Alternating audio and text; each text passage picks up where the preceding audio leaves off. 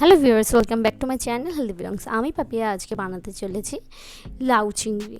লাউ চিংড়ির জন্য প্রথমেই আমি নিয়ে নিয়েছি লাউ। এরপর আমি ইনগ্রিডিয়েন্টসগুলোর সাথে আপনাদের পরিচয় করিয়ে দেব।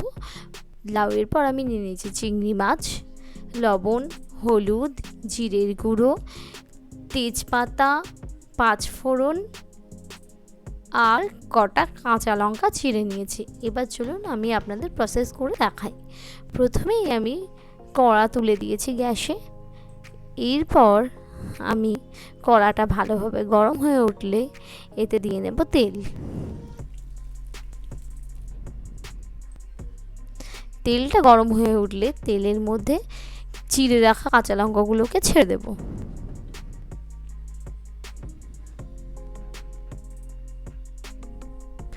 তারপর দিয়ে নেব হাফ চামচ পাঁচফোড়ন। এরপর পাঁচফোড়নটাকে ভালো করে নাড়াচাড়া হয়ে গেলে এর মধ্যে দিয়ে দেব ছাড়িয়ে রাখা চিংড়ি মাছগুলো।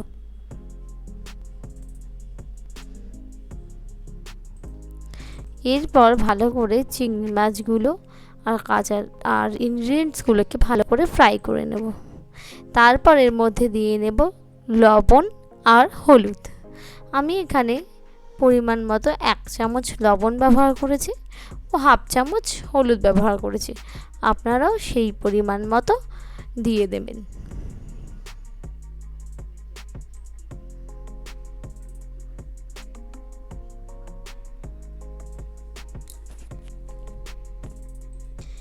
এরপর আমি এই ইনগ্রিডিয়েন্টসগুলোর মধ্যে লাউটা ঢেলে নেব।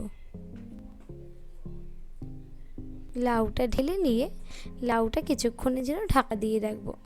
ঢাকা দিয়ে রাখার পর ঢাকনা তুলে আমি দেখে নেব যে আমার লাউটা কীরকম হয়েছে। দেখতেই পাচ্ছেন বন্ধুরা, লাউয়ের জল কিছুটা শুকিয়ে গেছে। এবার এটাকে ভালো করে খানিকক্ষণ নেড়ে চেড়ে আবার ঢাকা দিয়ে রাখবো। ঢাকা না তোলার পর আমি ভালো করে নেড়ে ছেড়ে এর মধ্যে দিয়ে নেব 1 চামচ জিরের গুঁড়ো। তারপর ভালো করে নেড়ে ছেড়ে মিশিয়ে নেব।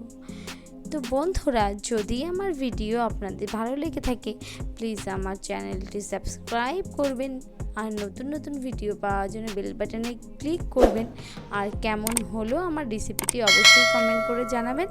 এবার দেখুন আমি এইভাবে পরিবেশন করলাম।